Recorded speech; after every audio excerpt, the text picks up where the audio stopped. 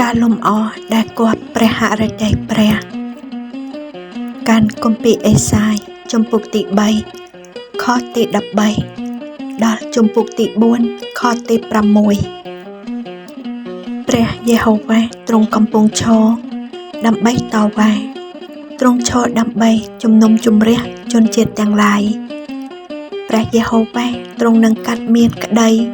និងពួកចាស់ទុំនៃរាជទ្រង់ហើយនឹងពួកចៅវាយថាគឺឯងរាល់គ្នាហើយ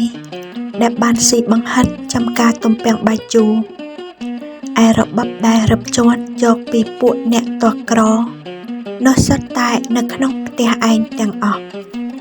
ព្រះអម្ចាស់គឺព្រះយេហូវ៉ានៃពួកពលបរិវារទ្រង់មានព្រះបន្ទូលសួរថាតើឯងរាល់គ្នាមានច្បាប់អីនឹងញោមញីរាជអញហើយបុកបែនមុខរបស់មនុស្សទាស់ក្រដូច្នេះព្រះអម្ចាស់បន្ទោសពួកជំទាវនៅក្រុងយេរូសាឡឹមមួយទៀតព្រះយេហូវ៉ាទ្រង់មានព្រះបន្ទូលថា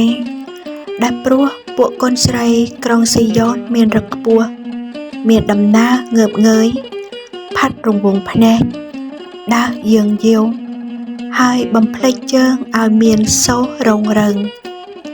ហេតុនេះព្រះអម្ចាស់ទ្រង់នឹងវាយក្រយ៉ៅក្បាលនៃពួកកូនស្រីក្រុងស៊ីយ៉ូនឲ្យកាត់កមហើយព្រះយេហូវ៉ាទ្រង់នឹងសម្រាតគេខ្មាស់គេនៅគ្រានោះព្រះអម្ចាស់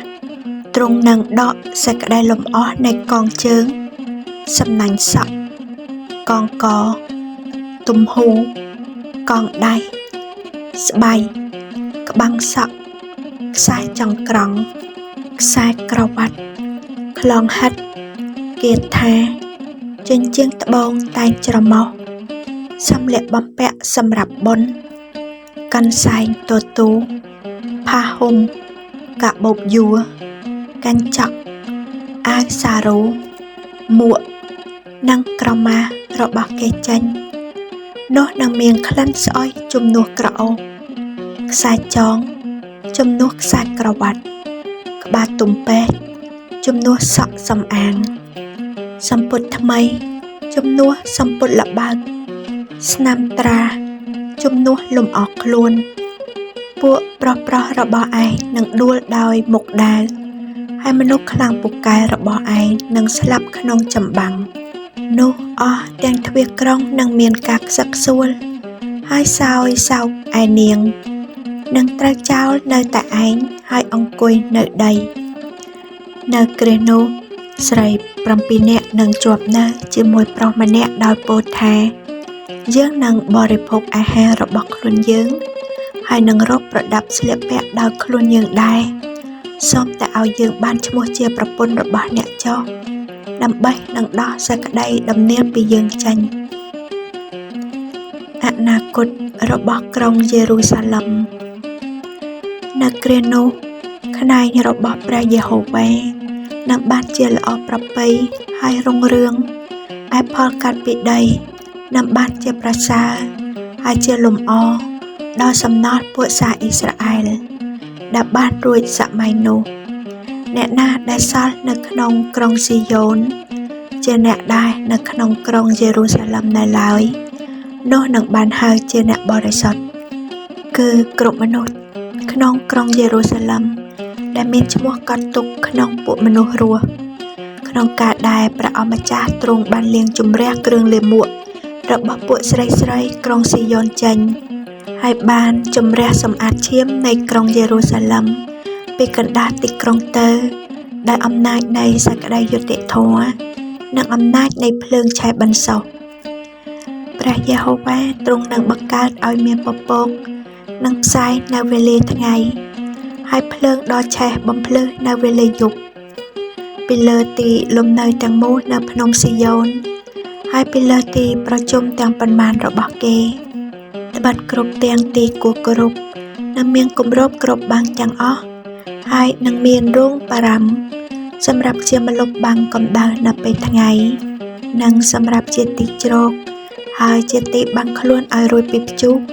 និងភ្លៀងផង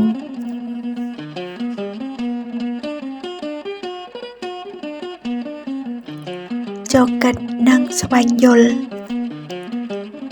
ព្រះបានឈរជាចៅក្រមនិងជាអ្នកជំនុំជម្រះពួកអ្នកដឹកនាំអ៊ីស្រាអែលព្រះអង្គជំនុំជម្រះមិនត្រឹមតែលើពួកគេប៉ុណ្ណោះទេប៉ុន្តែលើប្រពន្ធរបស់ពួកគេផងដែរដែលបានបំពានលើអំណាចរបស់ផ្ដេចខ្លួន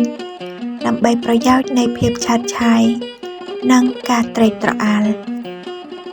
ព្រះបានជំនុំជម្រះភាពក្រអឺតក្រទមរបស់ពួកគេនិងសិរីរុងរឿងដែលពួកគេរីករាយនោះ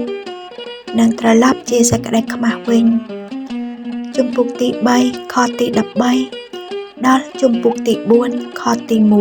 1ទោះបីជាការជំនុំជម្រះរបស់ព្រះជាព្រឹត្តិការណ៍ដែលក្រៀមក្រំនិងឈឺចាប់ក៏ដោយក៏អ្នកដែលត្រូវបានសម្អាតដោយការជំនុំជម្រះនេះនឹងសម្ដែងសិរីល្អរបស់ព្រះវិញជំពូកទី4ខទី2ដល់ទី6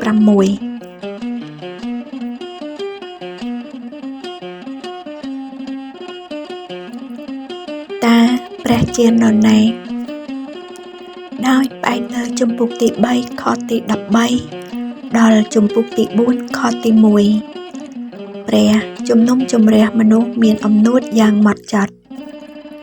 ចូលយើងពិនិត្យមើលខ្លួនយើងដើម្បីឲ្យឃើញថាគ្មានផ្នែកណាមួយនៅក្នុងជីវិតយើងដែលយើងបានជំនួសឲ្យខ្ពស់ជាងព្រះទេមុនពេលយើងត្រូវបានជំនុំជម្រះសម្រាប់អ្វីៗទាំងនេះចូលបន្ទាបខ្លួនយើងក្រោមព្រះហស្ថដ៏មានព្រះចេស្តារបស់ព្រះកាន់គម្ពីរពេត្រុសខ្សែទី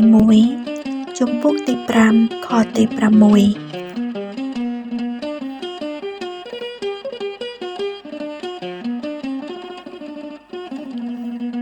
តើព្រះកំពុងបង្រៀនអ្វីដល់ខ្ញុំ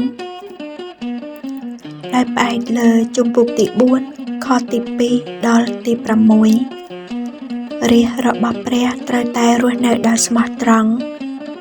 ទោះបីជាអ៊ីស្រាអែលត្រូវបានបំផ្លាញក៏ដោយក៏ព្រះជាទីពឹងជ្រកដល់អស់អ្នកដែលបានស្ដាប់តាមព្រះបន្ទូលរបស់ទ្រង់និងបានព្យាយាមរស់នៅស្របតាមព្រះបន្ទូលនោះដែរទោះយើងស្ថិតក្នុងស្ថានភាពណាក៏ដោយការសំខាន់នោះគឺសេចក្តីជំនឿរបស់យើងតើយើងកំពុងធ្វើអ្វីតើយើងកំពុងរស់នៅដោយស្មោះត្រង់ដែលគ្មានការបន្ទោសលើស្ថានភាពយើងឬទេ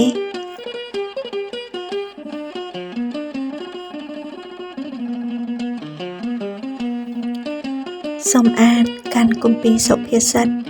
ជំពូកទី7ដល់ជំពូកទី9